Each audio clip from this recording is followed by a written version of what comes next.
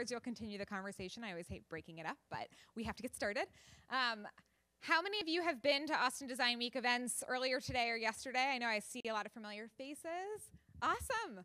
Well, for those of you who are just coming in, welcome to Austin Design Week. And to everyone else, welcome back, and you have to hear from me again. We're so excited to have you here celebrating design in Austin and all the amazing things that are happening throughout a bunch of different disciplines in the community here. A couple things that I wanted to note. So if you haven't already been to our hub, I encourage you to do so. It's at the refinery. It's actually just on the across in this intersection on the other side of the street. And it's a place that you can hang out in between sessions. There's Wi-Fi. There's some co-working spaces. We do have scheduled events happening that you can join, some round tables and workshops throughout. We also have a really great furniture exhibition there that you can check out some really amazing furniture from the Austin School of Furniture. And there's coffee, so you can't really go wrong. Lots of fun events happening here today. Also, if you haven't already, please go vote. And we also have our partners, Project 202. They're one of our gold sponsors helping us make this entire thing happen. They're hanging out. If you didn't say hi to them already, I encourage you to. They have lots of fun swag also, and they're just great people to talk to, so go meet them. And without further ado, I wanted to just welcome you all, and I'm excited to hand it over to our instructors to learn all about UXing Hospitality. So enjoy. Thank you. All right, welcome everyone. This is UXing Hospitality, and we are going to get right into it. So to get started, just to kind of set the stage, here, in my opinion, and there are many nuances, of course, but customer service, hospitality, and user experience, to me, all kind of mean the same thing. It's all designing solutions around customers' needs, and then we bring in the testing portion to that afterwards. So today, what we are going to do is take the service, hospitality, and user out of it and refer to it as customer experience. So today, we're going to talk about customer experience. A little bit later, we'll introduce Don Norman. If you are familiar, he's kind of one of the godfathers of UX.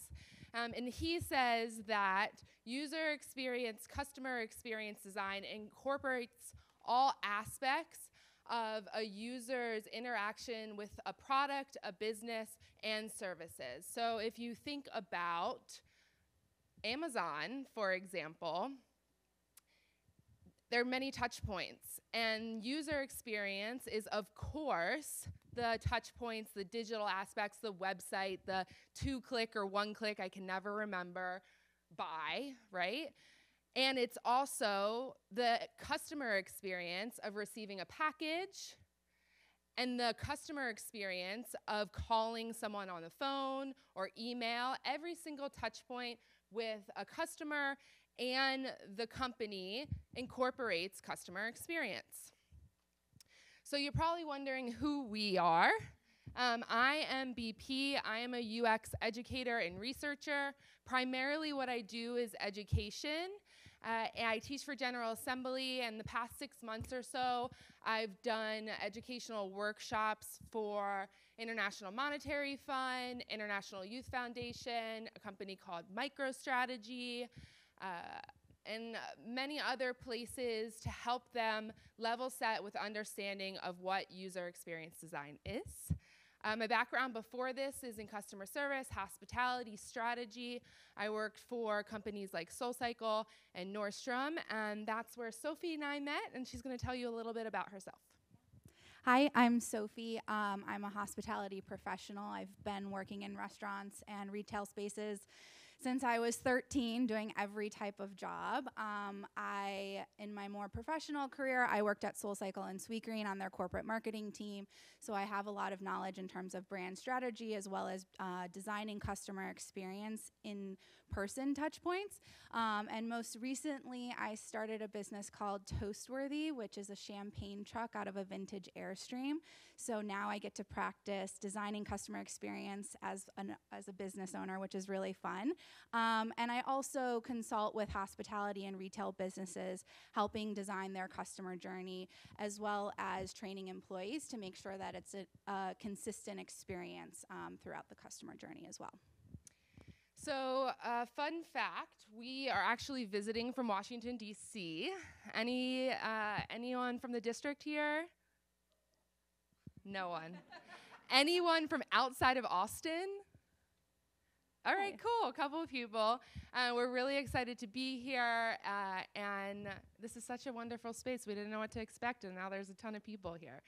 So that's a little bit about us, and we want to kind of learn a little bit more about you. This workshop ended up being much bigger than expected, so we will not be going around the room and asking you individually, but we loved a show of hands, kind of who's in the room. So if you want to... How many people are from Texas? Raise your hand. Austin? Okay. People from out of town? Nice. East Coast? West Coast? Okay. Business owners. Does anyone own a business? Great. Designers? Okay. There we go. There we go. Graphic design. Okay. User experience? Okay. What about hospitality professionals? Nice. A couple. Okay. Can you shout out what kind of hospitality professional real quick? Oh, okay. Awesome. Great. Both. Yeah. Cool. Ah, great. Love it. Yeah. Anything else? Ooh, Oh. Interesting. I need you. Yeah.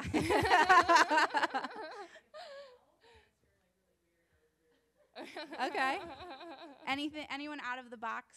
Other different travel? Okay. Yeah. Sorry? Architecture. Okay. Awesome. Well, thank you for sharing. Yeah, great. I love how vocal you guys are. Do you mind pulling that back up? All right. So what are we going to do today? Introductions. We did it. Why is customer experience important? Sophie is going to talk a little bit from her experience, what makes customer experience so important, how to apply the UX design process to hospitality. We're going to quickly go over empathy map, what that is and when you can use it, and then we're going to spend most of the time talking about customer journey maps. Today it's all about the customer journey maps, and doing an exercise. Last but not least, we are going to end with why testing and piloting your solutions are really important. And then if there's time, and even if there's not, we'll stay for as many questions as you have. Sounds good? All right. Learning objectives, not going to go over these for the sake of time. They're the same ones that were listed on the website, so if you read that, that's what we'll be learning today. And let's begin.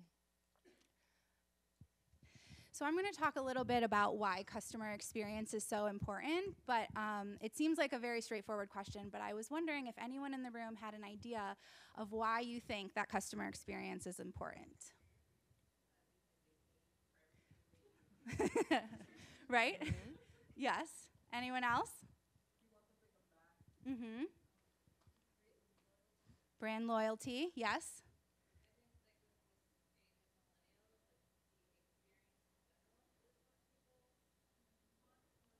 Right. Okay. So yes, you are all correct, and I'm not going to go through all of the studies that are out there, but there are thousands of studies that demonstrate why customer experience is so important, and we're learning more and more through studying our customers that people return to brands based on the feeling that that brand gives them. So it's not necessarily the product that is driving someone back to a company, but it's the feeling, it's the experience that they receive that really elicits an emotional reaction and an emotional attachment to that brand, and that's why they return. Danny Meyer, I don't know if any of you have read this book, but I would highly recommend it for any industry. Setting the Table is fantastic, and one of his famous quotes that I absolutely love is, "Business is like life. It's all about how you make people feel. It's that simple, and it's that hard." So today we're going to talk about how you as a brand have different touch points throughout the customer journey, but also I want you to think about, as we're discussing today, how do you elicit that specific feeling? So if you're in the digital space, I know there's a lot of designers here, how do you elicit a feeling of a brand through the look of your website, through the emails they receive, through an app? And then we're going to also talk about employee interaction. So let's say if you're in a retail space or if you're in architecture working with a client, how are you eliciting that specific feeling, that brand that you're selling through your engagements with the customer? So for example, how do your customers or how do your employees say hello to the customers walking in the door? Is it hey, or is it hi, or is it how are you? My name's Sophie, how's it going? There's a lot of different ways to elicit feelings from your customers by the employee engagement. And then I think another arm is in terms of customer support. So like Brittany's example, Amazon, how is that return process? What does that feeling elicit like when you call the 1-800 number and you're really frustrated? Is it a positive experience? Is it a negative experience? So these are some of the touch points that we're going to talk about. But more specifically, I really want you to think about what feeling either you have as a brand or a company has, and how do you portray that feeling throughout all of the touch points. And then this is kind of like an ending that I want you to think about. But Chick-fil-A is super badass. They are kicking all of the competitors in the fast food industry, and people really believe that it's just because they say please and thank you. So in terms of hospitality, it is that hard. Not all fast food chains, I'm sure you can relate. Every employee says please and thank you. But Chick-fil-A has really done an amazing job in terms of training their employees and creating a consistent experience that's warm and welcoming, and it's as simple as please and thank you.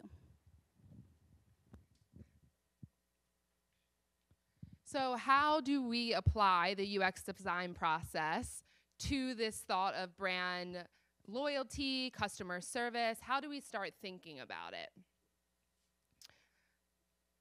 So user experience is grounded in empathy. Like holistically, user experience is about gaining empathy for your users and then iterating on your ideas. And it's a design process to level set that entails research, definition of who your user is and what problems they're facing, then also prototyping the solutions that you're coming up with, and then testing those solutions. Now, there was a study that was just released by McKinney & Company, and this is specific to user experience design, but what they found is that across 300 globally traded companies, over 5 years, they followed their financial patterns and their design practices. And these are 4 points that have to be present in order for you to propel your company financially. One is analytical leadership. Are you measuring what is driving design and what's working for your design with the same rigor as revenue and cost? User experience. As mentioned before, user experience is not just technology. The walls need to be broken down between physical, digital, and the human connection, the service design.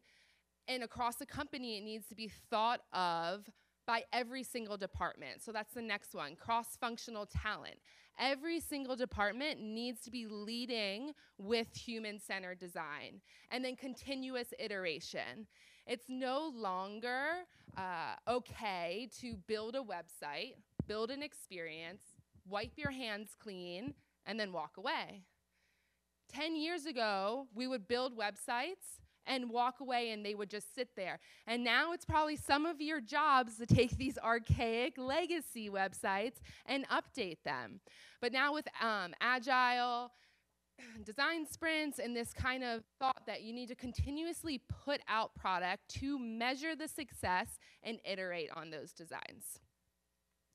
So this is kind of a representation of the study, and you will notice that almost double the amount of revenue and the total returns to stakeholders for the companies that are incorporating all of these things. Pretty cool, right? So for something that all these designers, it was been previously really hard to measure the success or sell a stakeholder on why it's so important. Now we have a study to tell why it's that important. So this next slide is just a visualization of what the user experience design process could look like. At every single company, for every single person, this might look a little different, but there's always these steps of discover, describe, design, then test, and launch a product. And who knows why those arrows and circles are there? Exactly. It's cyclical, it's iterative. So you might go all the way to the testing point and realize that you need to go back to research and discovery because you defined the wrong problem. And it's always this point of gaining feedback from your customer base to continue to iterate on these designs. Now, the goal is that you are designing solutions that you know will be successful because you have researched your users to the point of understanding them holistically, gaining empathy for them, and then you've tested your solutions on these users so you don't end up with this, which is a path that this could have been prevented if they had a better understanding of where people were going from point A to point B.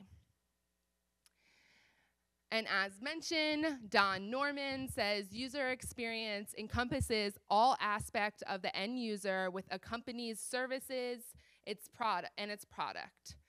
So this is the godfather of UX, and he's telling you it's not digital. It's every single touch point of your customer with your company. Questions so far?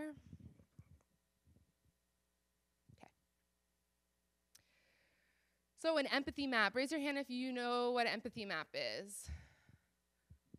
Raise your hand if you made an empathy map. Okay, cool. So it's not just enough to know who your customer is, but you need to be able to align with them and map out the whole experience, and rather be able to, in one snapshot, visualize who your customer is.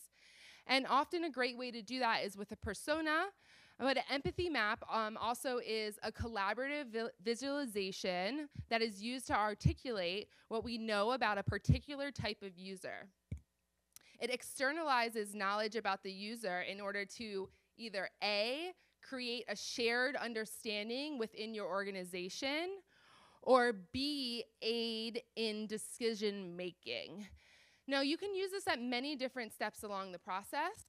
You can use this right after research to synthesize information, or you can use this in a participatory design setting where you have many people in the room that are starting to write down what they know about the user. It's also really good for understanding where knowledge gaps are. So the last thing you want to do is sit around, brainstorm ideas, and make up things and put them on this empathy map. That doesn't work. It is research-based. And if there's something missing, that's okay, because you're just going to go back and find out a little bit more about your customers. It is a living document. It's also used, I love this picture, they're so cute. So you can use it to visually show one single person or a subset of your customers. So here we could describe it as Spider-Man, that's just one person, or all of the Batmans. What are some of the things that they have in common? Just to back up a little bit, so we have a couple categories on here. We have think and feel, see, hear, say, and do, and all of it is kind of get to the bottom. What are the pains and the gains of this particular user? As you are creating empathy maps, you may notice that there are some facts that kind of go across different categories, and that's okay. It's creating a holistic view of your user, so it's not as important of what category it lays in.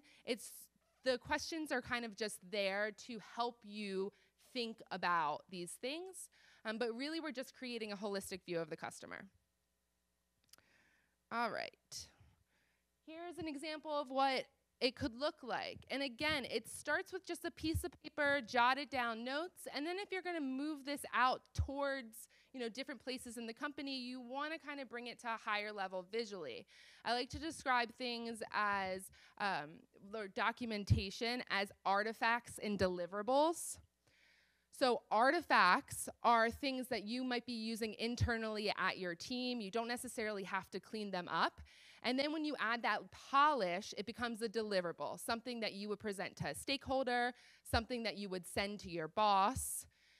So knowing the difference of when something is an artifact or a deliverable. And an empathy map you can use in both settings. Personas too, they can start off kind of as, it can become a deliverable and go back and forth between the spectrum.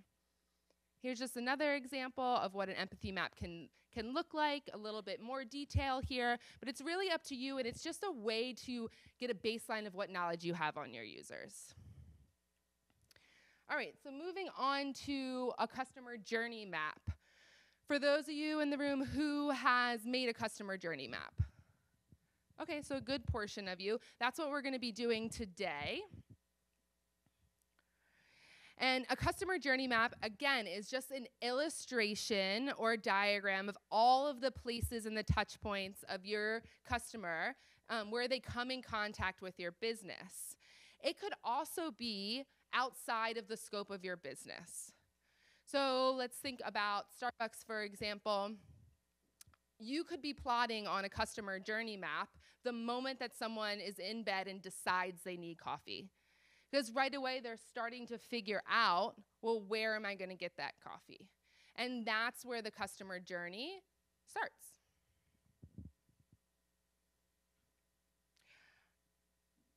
So this is interesting. Going back to the McKinney study, they found that 50% of companies surveyed did not do user research before implementing their design solutions.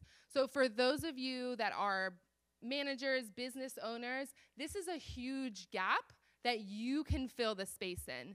You now know that it is imperative for financial success to do customer research, and 50% of businesses are not doing it. So if you can be the business that does it, you have leverage on the other businesses. So here's another way. So here we have like kind of some emojis. It's a graph and the ups and downs. You can visually see, where the highs and the lows, and then they've filled in some notes along the way. This one's a little bit different. You see at the bottom, they have the process cycles. So if we're going back to Starbucks, the pre-buying process, then you have like the in-store experience, and then what's the outside experience. So you're breaking it down by stages and steps. And there's no set protocol or guidelines for what this has to look like. It's dependent on what information you have and what your goal is in communicating that information. This is another example, a little bit less of a graph, a graph and more like a table. So at the beginning, they have the journey visualized, and then they move and have separated kind of the emotions along the process. Now down the side are what we call lanes. And you can build different lanes in, whether it's the emotions attached, the motivations, the frustrations, or the actual tasks themselves. So you can build what this looks like to accomplish the goals that you need. And to start, it could be as simple as this. Just lining up some emojis on the side, writing down the task, and mapping out really simply so you can understand where, A, you need to do more research, or where some of the pain points are. So why build a customer journey map? Well, first thing is you want to tell a story. Usually you are passing this along to someone so you can communicate to another person what the customer journey is. Bridging the gap. Who has a guess of what I mean by that? Yeah. Exactly. So it's a way to start discussion with other departments. And again, going back to the McKinney study that just came out, Every department in your company needs to have a human-centered focus in the decisions that they are making, a customer focus in the decisions that they're making. And this is for customers, but it's also for employees. You can use all of these tools to better understand how your employees come to work every day or finish products. You can use these tools internally as well. Provide direction. I don't want to make decisions. I don't. I want the customers to make the decisions. I want to research them, and I want to implement based on their decisions. I don't want it to be on me. I want to go back and say, well, 53% of users said this, and that's why I made this decision. So it provides direction. And then build empathy. User experience design, customer empathy is very important. Now, primarily, one second. Let's see if this will work.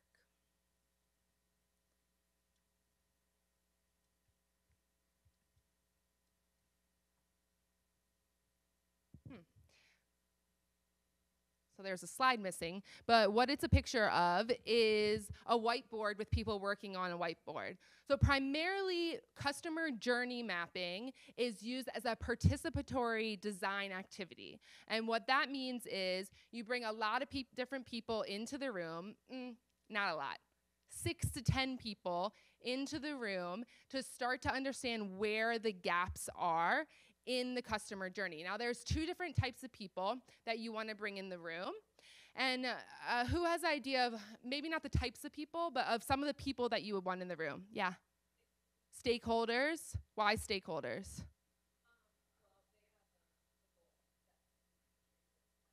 Okay, yeah. Who else? Yeah.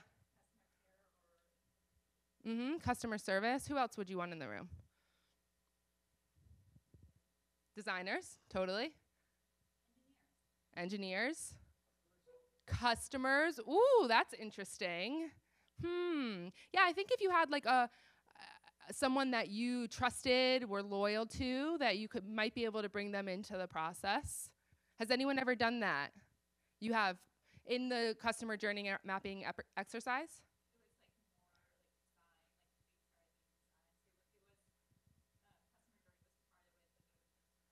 Yeah, cool. That's very interesting.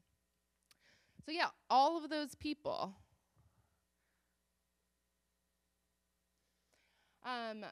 Okay, here we go. Back on track. This is the picture I was talking about. This is a slide of who you want to include. Those that are close to the customer journey. So something that wasn't mentioned, marketers.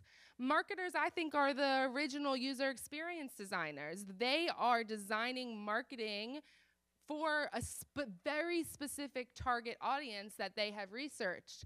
Customer service team, designers, engineers, and the stakeholders. The stakeholders are important exactly for the reason that you mentioned, but also because they're the key influencers. They're the people that are going to make things happen. So you have to convince them that the customer is the most important thing to consider.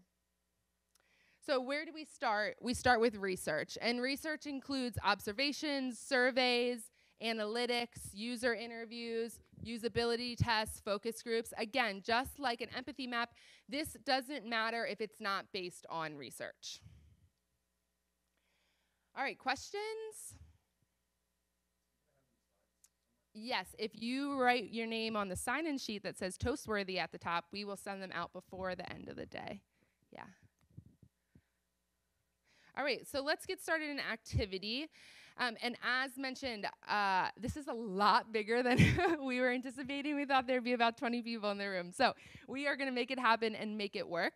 And the first thing that we're going to do is, where did I say that a user journey map starts?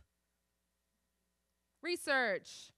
So we are going to start with research. And today's task, everyone in the room works for Hilton as a customer experience strategist. The company is considering a total redesign of their hotel experience, and you and your team have been asked to research the customer and present your findings to the board of directors. So what you've decided to do as a team is create a customer journey map to help the board of directors visualize the customer journey experience. So the first thing that I want you guys to do is to find a partner and start to ask them about their most recent, their best, their worst hotel experience. It doesn't have to be specific to Hilton, but start to better understand their experience. Now, some key things is that you want some key interview tips. Ask open-ended questions. You should be doing about 20% of the talking while the person that you're interviewing is doing about 80% of the talking. So by asking open-ended questions, you are getting them to talk more.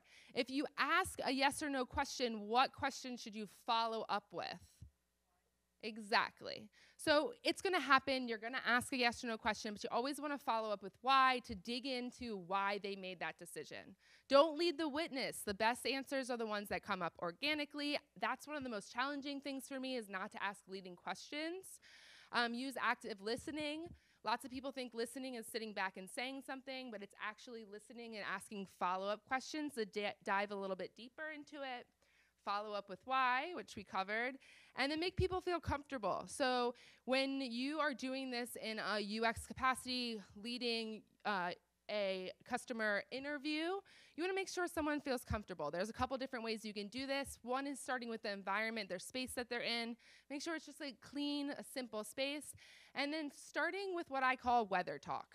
So you're going to meet someone here today, ask them what their name is, how did you get here? What's the weather outside? Just kind of setting up the stage and getting to know someone a little bit before you start diving into the questions. And also set up the conversation. Maybe not here today, but we're going to be talking about an hour. The goal of this conversation is X, Y, and Z. And then going into your list of questions that you have. So this will be really quick. We're going to have 5 minutes, so everyone get into pairs. I'll tell you when to switch. So 5 minutes, the first person interviews, and then switch sides, the second person interviews. We may have odd people, so just kind of get into groups and make it work. And if you want to be really daring, maybe do it someone with you don't know. Because if you guys know each other, it might be a little leading. And begin. All right.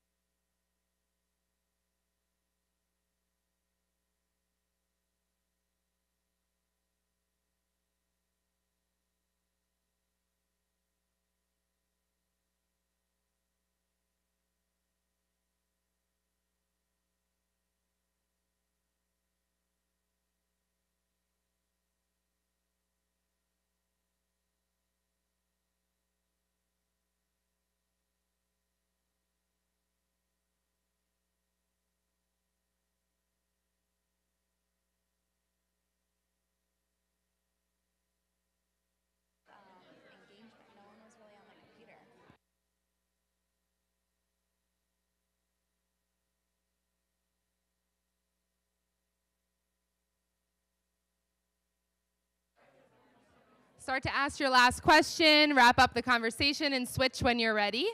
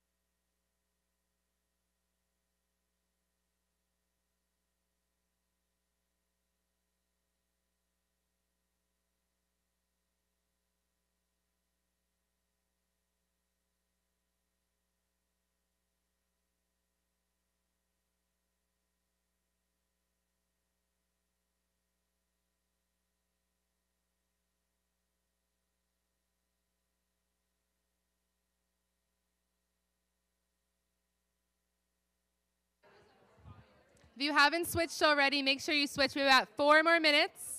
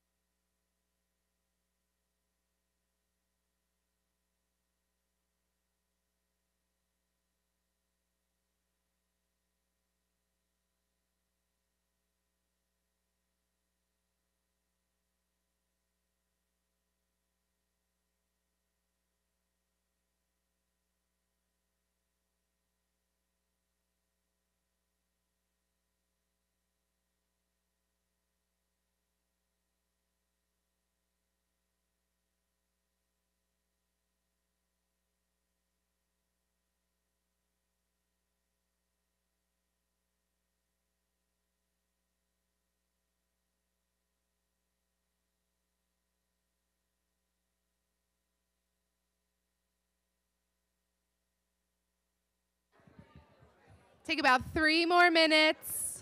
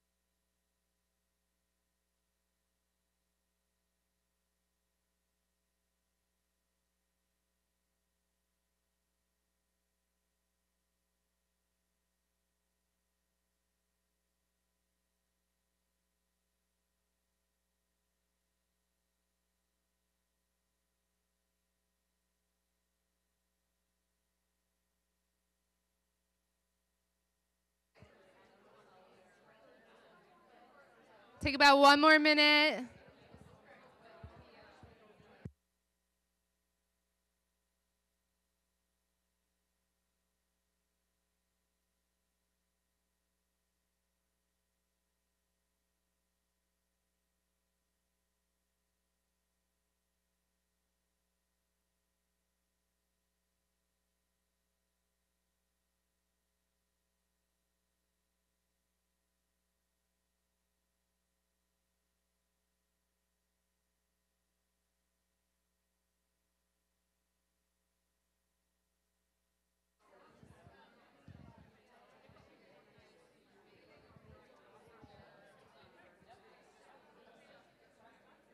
Start to rack up your conversations. Ask that last dire question. Need to know.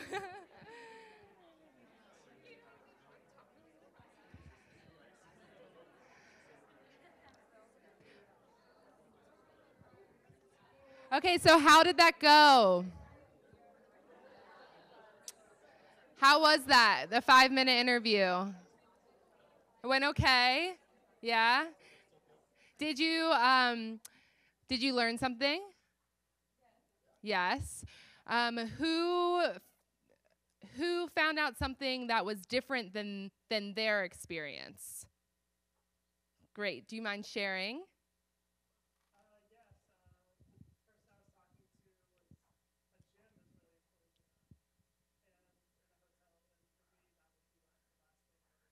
Uh-huh. Great.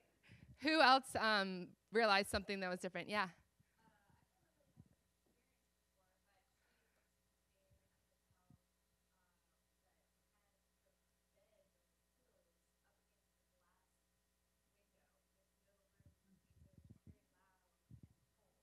Woo.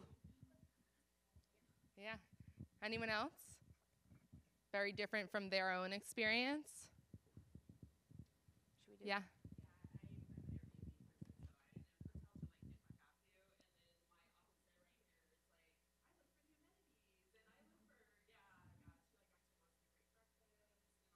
Mm-hmm.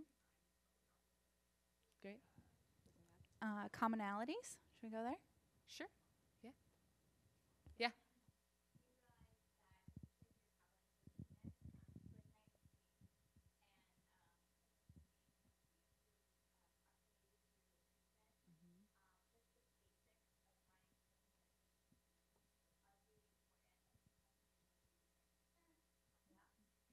Yeah. Mm-hmm. Yeah. So it sounds like we kind of have two different users in this group, one that wants amenities and then the other one that doesn't care.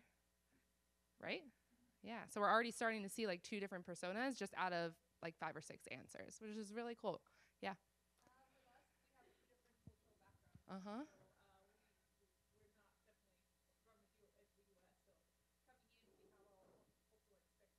Yeah. Yeah. Yeah, very interesting. So my point in all of this is that while there are a bunch of commonalities that you should seek, it's important to know that your experiences are never the experiences of someone else. And as a user experience designer, a customer experience designer, you need to separate your experiences from whatever solutions that you're designing for someone else. Any questions? Additionally, just like to level set, usually customer interviews are about an hour. So we talked for 5 minutes. You will come in with a specific goal and a discussion guide that's already laid out. I like sharing this tip because it's so helpful. I like to bring my computer, have my discussion guide in some sort of document, and then highlight in bold the questions that I've asked along the way so I can quickly scan through and notice what questions I haven't asked to continue the conversation going. All right, so what we've done is made a sort of empathy map, and it may or may not kind of align with who's in the room or what we have going on. I haven't given this person a name, but I really like her pose, like, hey. And what she says is, I find it hard to eat well and exercise on the road. I like consistent experiences. She says, please and thank you, which I didn't even know you were going to say that, and it all ties together. She feels exhausted from traveling for work 3 to 4 days a week. She's excited to see new cities.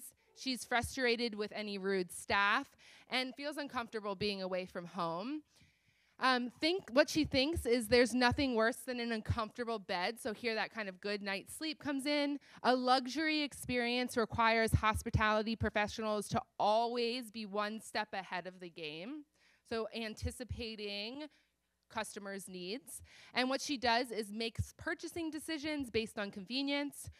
goes to Starbucks on the road for coffee because she knows that it will be consistent. And lastly, she checks into the hotel around 11 p.m. because she's out to dinner with clients before she checks in.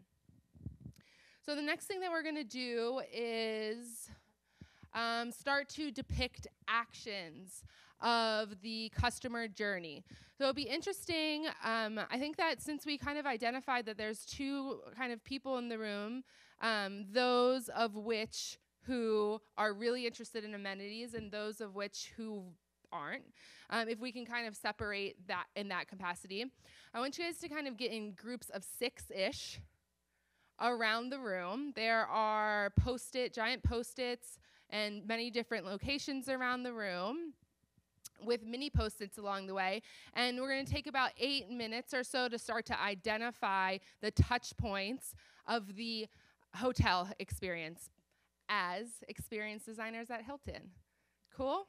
So there may be some gaps to fill in.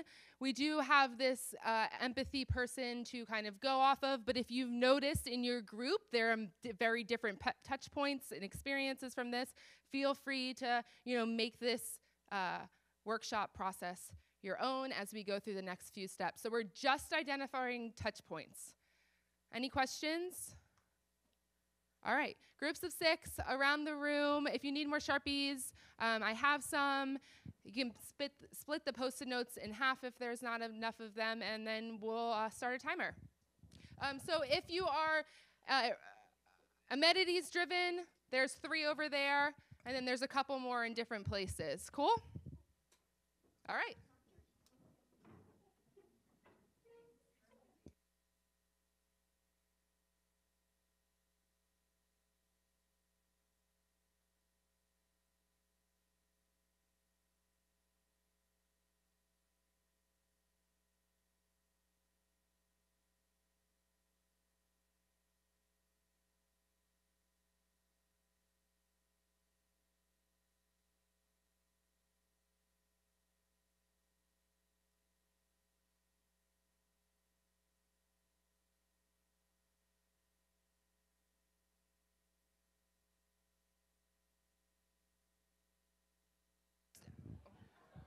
Just to clarify, touch points can be like an interaction with a person, a digital component, or it can just be an action that they take, like walking through the door. Cool? Great. You guys, there's a Post-it note here, so if there's larger groups of more than 6, there's one empty station here.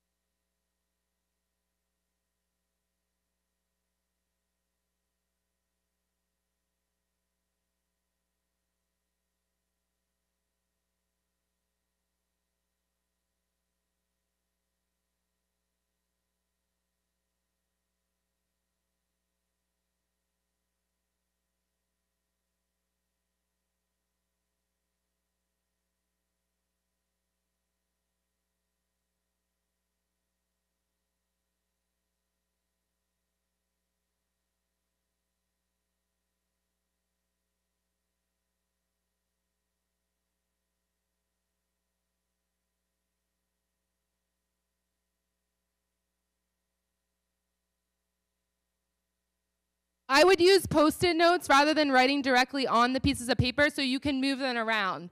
So just quickly brainstorming what touch points there are, putting them on the Post-it, and then you can start to move them around on how they're actually happening in the process. If you have questions as a group, just raise your hand and I'll come over. Yep.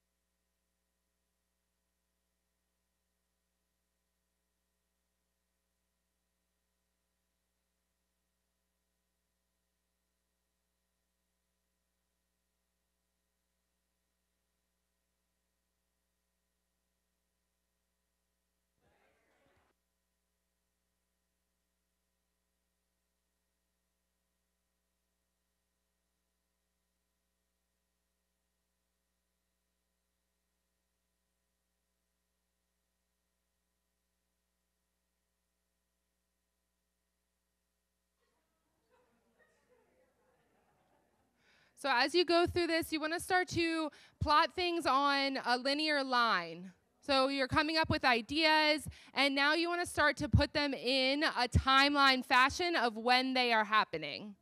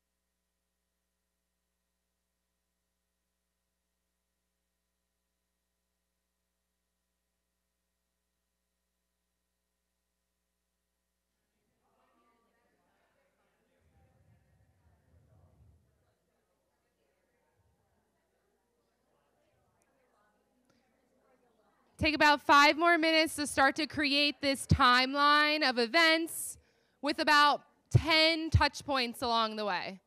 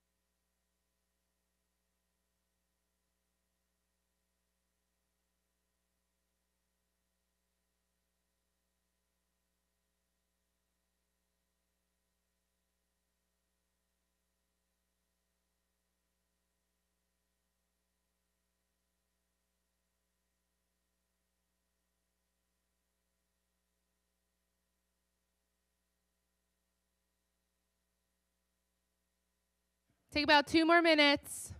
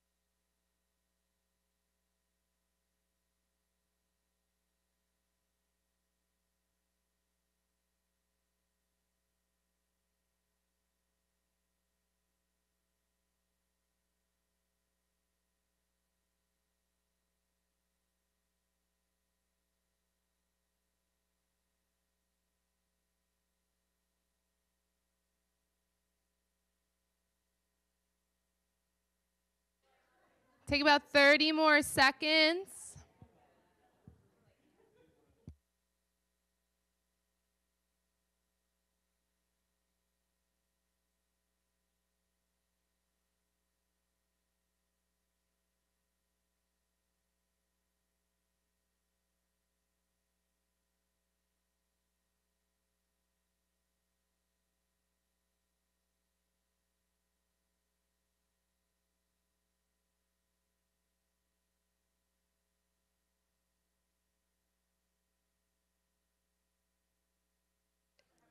So I'm not, just come to a place where you can see the screens.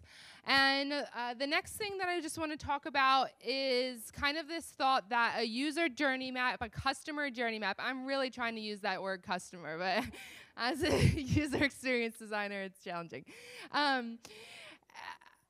It can come in many different levels, right? So this is not related to a customer journey map, but what you see here is first we kind of have this picture of a cruise line. You're not really sure what it is. It could be a billboard. Then you move to the second screen, you realize, oh, it's on the side of a bus. This picture is on the side of the bus. You move to the third one, and if you notice the boot, it's like, oh, this cowboy is in a car looking at these buses, right? You move there again, it's like, oh no, this man is watching that whole scene on a television screen. And then you go in farther, you kind of can see him, picture him, and the last one, it shows you it's actually a stamp.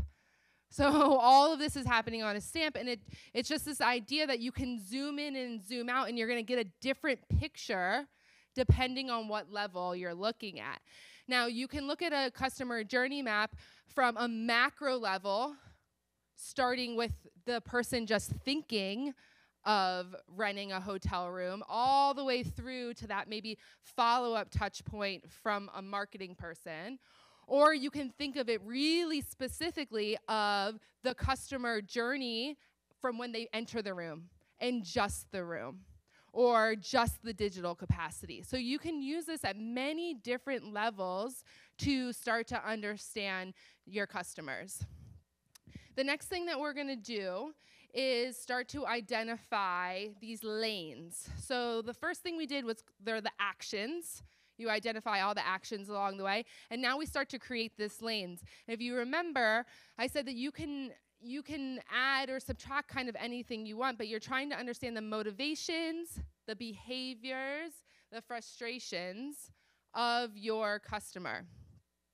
So that's what I want you to start to build out now. So we have these touch points along the way, the tasks, the actions. Now we want to build out the lanes. And yes, it's a little abstract today because we are not necessarily coming off. You would want to have a really clear persona that you're building this off of. Not two personas mashed together as one persona, their specific customer journey. So we have a couple lanes here, and these are very common. We have first the emotional lane, and you can show this. I like to show it as emojis because it makes sense to everyone, but you can also start to move your touch points on a graph. So from far away, you can really easily see where the highs and the lows are.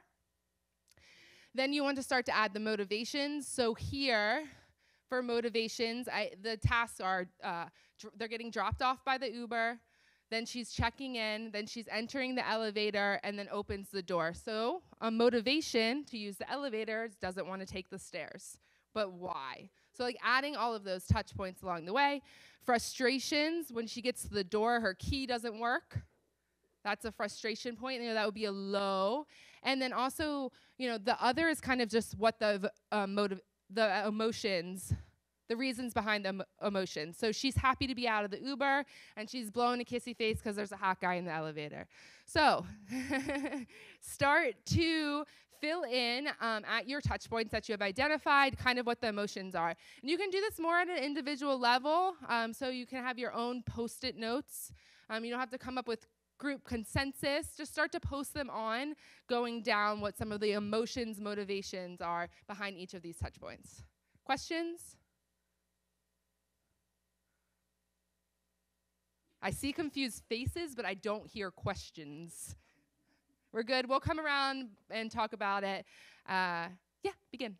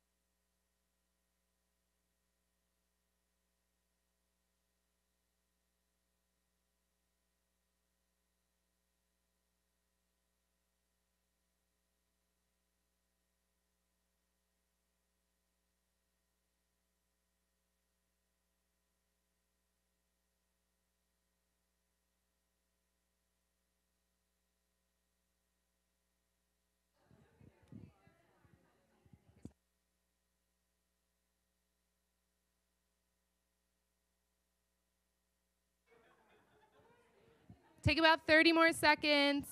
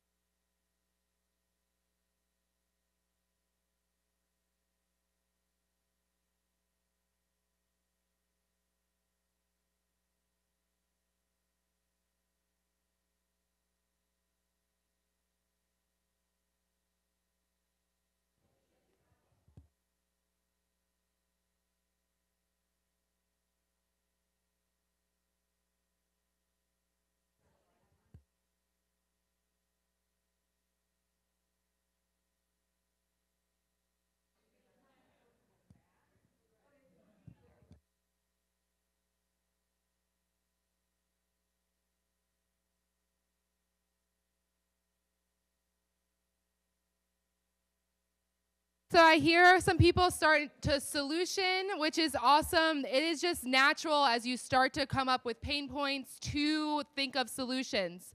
Now, you want to always, when you're starting to come up with solutions, separate the evaluation of the solution and the brainstorming of the solution. So ideation is brainstorming, coming up with a lot of ideas.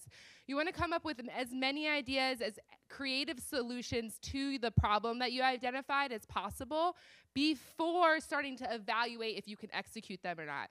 And that's because once you start evaluating if your idea is going to work, then you lose the opportunity to iterate. And remember, we said that customer experience design is about iteration. So once you start to evaluate ideas right away, then you lose the opportunity to iterate. So I just want to bring your attention, based on like questions that I'm hearing around the room, to some of the examples. So this is kind of like the setup that we have right now, right? We have our tasks at the top. Everything, the stages we haven't identified, but that's something else that you would probably want to add. And then we have thinking, feeling, customer experience, opportunities. So those are different lanes. We have defined them maybe a little bit differently today. But then some questions that I was getting is kind of like, are we supposed to be moving the tasks? You could do that as well. Set it up kind of like this. On a chart, moving the task itself on this spectrum to get a better picture. And you could do both.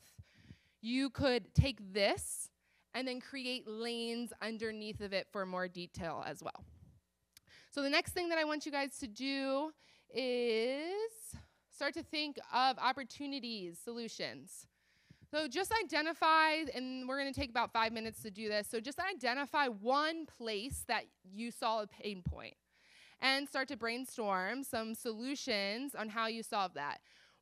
One of the most important things in customer experience in designing solutions is, of course, we want it to be customer focused, right? That's what we're talking about. But you can't ignore the fact that there's business needs. Business needs come in, budget, timing, like there's lots of business constraints, and you can't ignore that those exist. So the goal is to find a place where the business needs and the user needs fit. And I'd even add that you want to put technical needs in there too, technical constraints. So can you actually build the thing that you're designing? Or where is someone when they're using this? Hiking apps is a good example. Do they have Wi-Fi? So you want to kind of this Venn diagram of user needs and business needs, and where's the easiest path of entry. It's not always going to be your top business need. It's not always going to be your top user need. But you want to find a path where you can start to then expand from there. So just take some 5 minutes or so, pop some solutions, opportunities is what I call them in the sense of a customer journey map on this screen, and then we'll reconvene for the last like 10 minutes of the session. Cool? All right.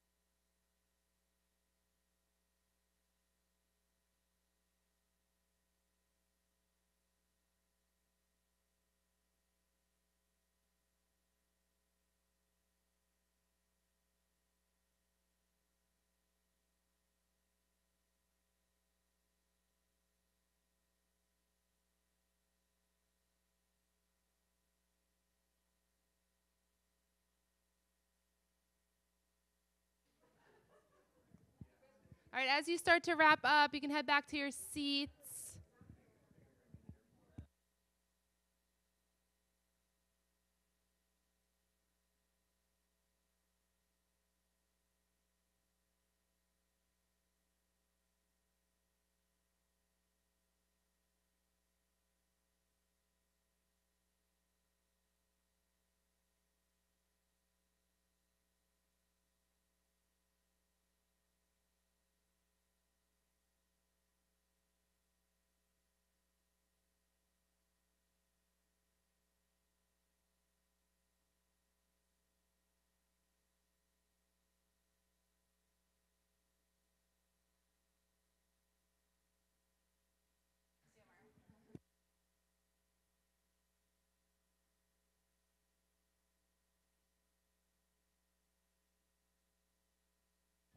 Start to head back to your seats.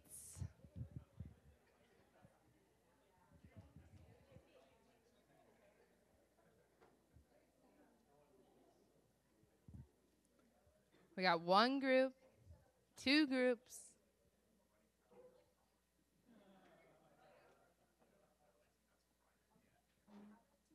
Nope, we're just going to talk about testing briefly. No.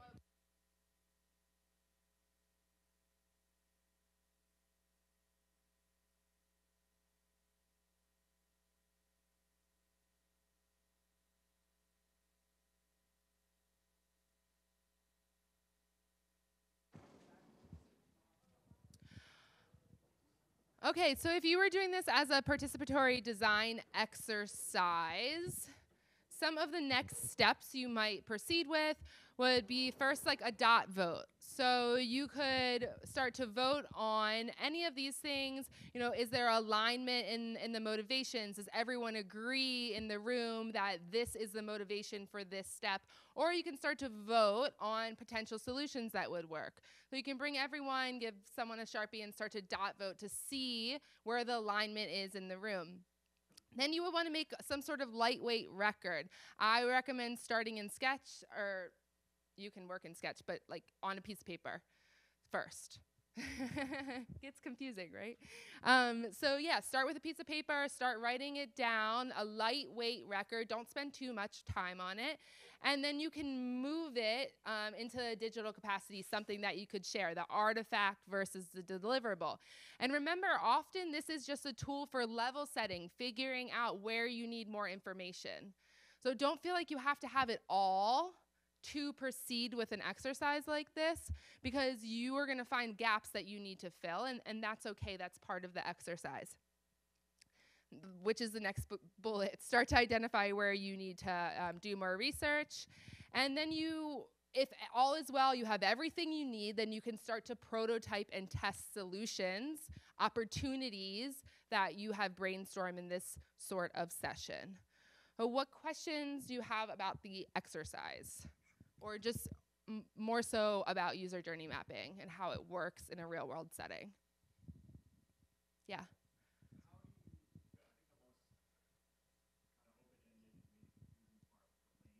Yeah.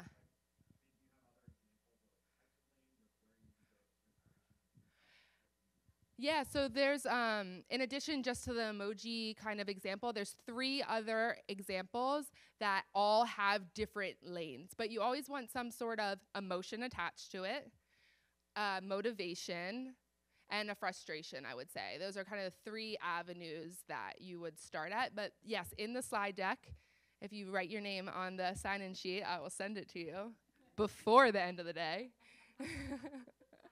Promise. She'll make me. She's the type A, I'm the type B.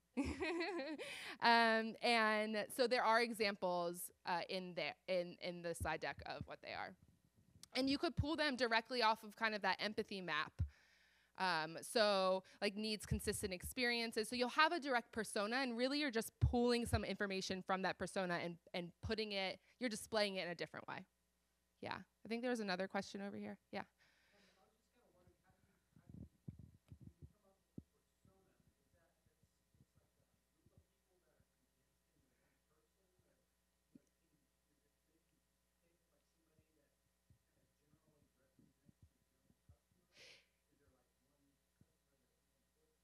It's a little bit of both. It is a group of people condensed into one where the overlaps are, and you often have more than one persona. You often have 3 personas, different groups. If it's international or global, someone was talking about this before. I work with International Youth Foundation, and they work in many different countries, and they have different personas in each of those countries. They have 3 personas for one product in each of those countries. Yeah. Yes.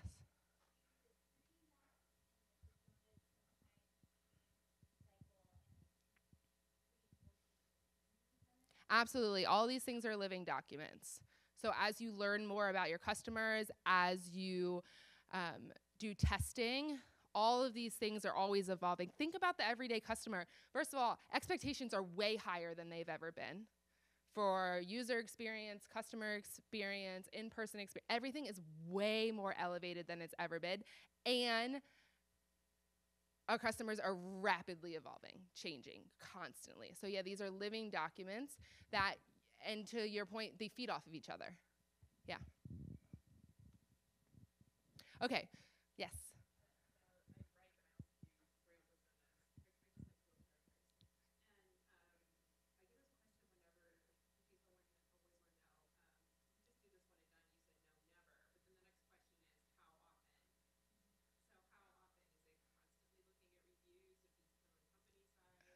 I would say it's best case scenario is it's continuously. You have someone that always has their eyes on it. Yeah. Oh, how often should you do this? I would say quarterly is probably that's a great. If you can get someone to do it quarterly, that's yeah. Yeah. Yeah. Okay, so we do have another short section, and it is 1:30. So if you do need to leave, I totally understand. We're going to talk about testing very briefly and why it's important. But yes, if you need to go ahead and excuse yourself. And why test your solutions? So why pilot your solutions? Well, first and foremost, it is a risk reduction. So you are saving money, you are saving time, and saving disappointment by testing your solutions. Specific to usability testing, think about how quickly you can make a sketch of something and get some feedback on it. So you want to get feedback as quickly as possible, fail quickly. I'm sure all of you have heard this before, but it's important to put your product, your solutions in front of people. And in the hospitality customer experience, that comes in the form usually of piloting. And you want to explore multiple solutions. So who's to say that one's going to work? If you have an opportunity to explore many different solutions in a pilot, a test capacity, then you can continue to just gain information about your customers, what's working for them, what's not working for them, before rolling it out company-wide.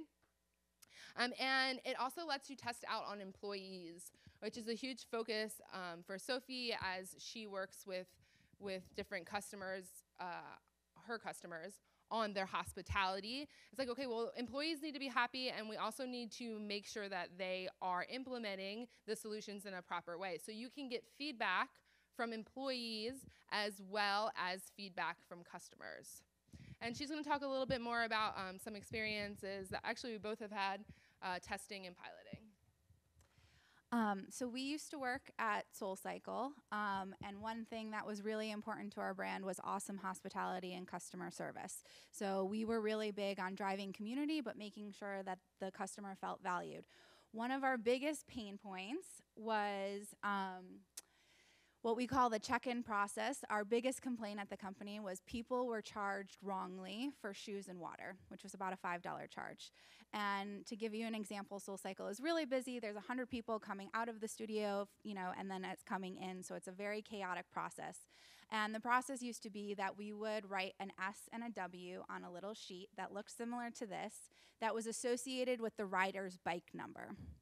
Now, there was a couple of things that were frustrating about this. One, some riders didn't know their bike number and would say, oh, I'm bike 5, but actually they were bike 15. So bike 5 which would be Sarah would get charged for Sophie's shoes and water. And so we would constantly be refunding and recharging people. And so there was a great opportunity for us in terms of operationally to make sure that we were, one, maximizing our revenue, but two, to also make sure that we weren't creating a disappointing experience with our customer. So one of the solutions that was proposed and that we piloted was that instead of asking for the rider's bike number, we asked for the rider's name.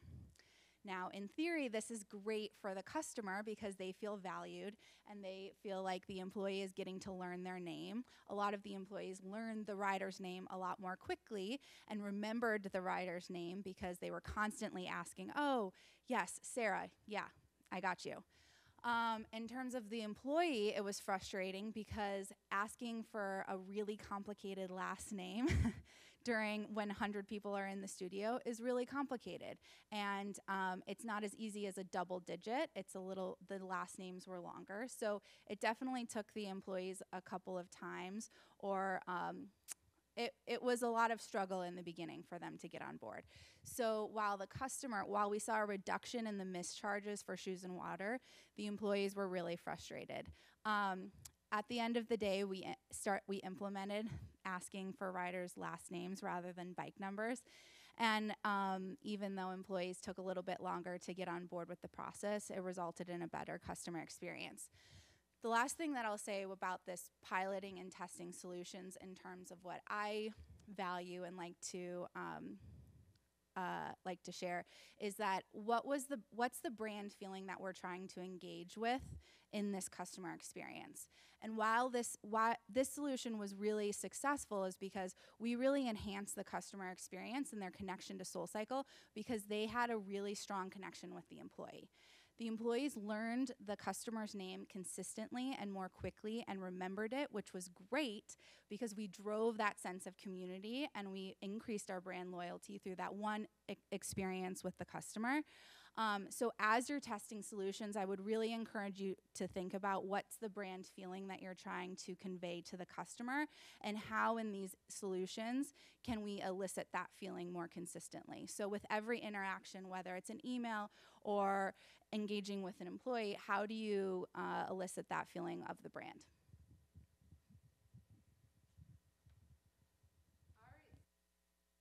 Wraps things up. We just want to say thank you for coming today. We will definitely stick around if there are any other specific questions or any type of questions that you have. This is our information, #ad. We're both contractors, so if you need some help with something, we would love to help you. Additionally, I like to do an exercise additionally, I'm totally energized by these type of conversations. So if you have just a random question you want to answer to, please reach out. I'm happy to talk. I'm happy to give you my time. And I like to do an exercise at the end in the spirit of customer experience. It's called Wins and Wishes. So if you can grab a Post-it note and write one win from this workshop and one wish from this workshop, there are two Post-its, large Post-its, whatever they're called, at the back. And if you can put them on then we can get some immediate feedback on how to improve the workshop and continue with this. Thank you. Thanks.